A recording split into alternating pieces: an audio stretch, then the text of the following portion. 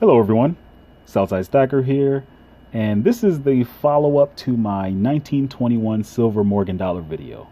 I think that was like 10 videos ago, but in that video I briefly went over the history of the Morgan dollar and the model of the dollar and how her life was flipped upside down.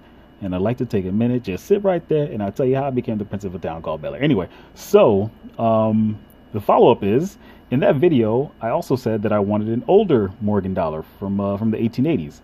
So I hit up this guy I knew who definitely had one, and he was like, "Yeah, give me a couple silver bars, and I'll give you an 1886." And I was like, "Cool."